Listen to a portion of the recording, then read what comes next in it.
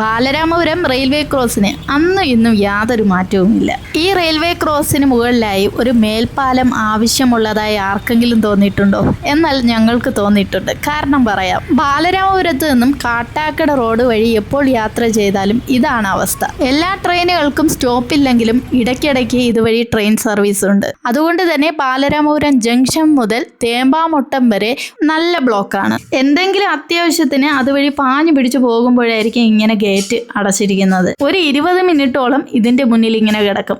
ആ സമയത്ത് ഒരു 5 മിനിറ്റ് പോലും നമുക്ക് വിലപ്പെട്ട സമയമായിരിക്കും. ആ സമയം കഴിയുമ്പോൾ നമ്മുടെ കാര്യവും സാധിക്കില്ല. ആ അവസരത്തിലൊക്കെ നമ്മൾ ഇവിടെ പെട്ടുപോകാറുണ്ട്. അപ്പോഴാണ് നമ്മൾ ഒരു മേൽപ്പാലത്തെ കുറിച്ച് ചിന്തിക്കുന്നത്. ഇങ്ങനെയുള്ള അവസരത്തിലൊക്കെ കട്ട് ചെയ്തു പോകാൻ മറ്റൊരു റോഡും അവിടെയില്ല. പിന്നെ ഇവിടെ നിന്നും ബാലരാമപുരം ജംഗ്ഷൻ പാസ് ചെയ്യണമെങ്കിൽ ഒരു 10 മിനിറ്റോളം ഈ ബ്ലോക്കിൽ കിടക്കുകയും വേണം.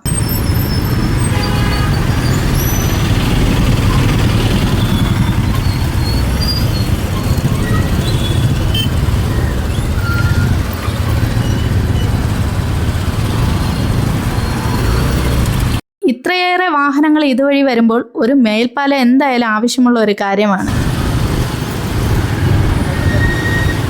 ഏകദേശം 1 കിലോമീറ്ററോളം വാഹനങ്ങൾ ഇങ്ങനെ ബ്ലോക്കിൽ കിടക്കുകയാണ്.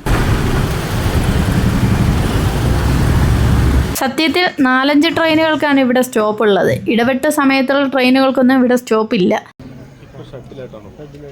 അത് കഴിയുമ്പോഴേ ബുക്കിംഗ് ഉള്ള ആൾക്കാർക്ക്. അന്നും ഇന്നും ബാലരാമപുരം റെയിൽവേ ക്രോസിന് യാതൊരു പുരോഗതിയുമില്ല. ബിസിനസ് മേഖലയിൽ തന്നെ പ്രാധാന്യം കൊടുക്കുന്ന ഒരു പട്ടണമാണ് നമ്മുടെ ബാലരാമപുരം. ഒരുപാട് കച്ചവട സ്ഥാപനങ്ങളുടെ കേന്ദ്രമാണ് ബാലരാമപുരം.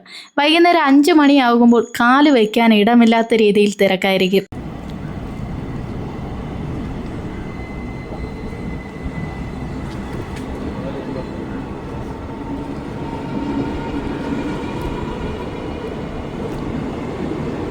ബ്ലോക്കിന്റെ കാര്യത്തിൽ നമ്പർ 1 സ്ഥലമെന്നാണ് പലരും ബാലരാമപുരത്ത് വിശേഷിപ്പിക്കുന്നത്. റോഡ് വീതി കൂട്ടുന്നതോടുകൂടി അതിനൊരു പരിഹാരമാകുമെന്നാണ് പ്രതീക്ഷിക്കുന്നത്.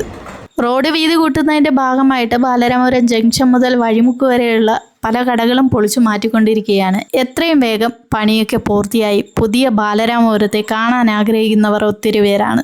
ഈ കാണുന്നത് ബാലരാമപുരം ജംഗ്ഷനാണ്. ആ റെയിൽവേ ക്രോസിൽ നിന്നും നേരെ ബാലരാമപുരം ജംഗ്ഷനിൽ വരുന്ന വാഹനങ്ങളാണ് ഇതൊക്കെ. ബാലരാമപുരം ജംഗ്ഷൻ പാസ് ചെയ്ത് വണ്ടി ഓടിക്കുന്നവർക്ക് ഇനി ധൈര്യമായി ഏത് സ്ഥലത്തും എവിടെയും വണ്ടി ഓടിക്കാം. അതാണ് ഇവിടുത്തെ പ്രത്യേകത.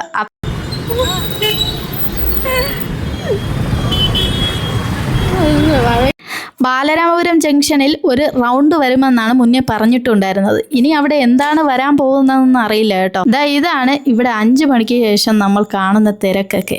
നേരെ വേണം നോക്കി നടന്നില്ലെങ്കിൽ വല്ല വണ്ടിയുടെ ഇടയിലും നമ്മൾ കിടക്കും. ഇനി എന്തെങ്കിലും വിശേഷ ദിവസങ്ങളാണെങ്കിൽ പറയേണ്ട കാര്യവുമില്ല.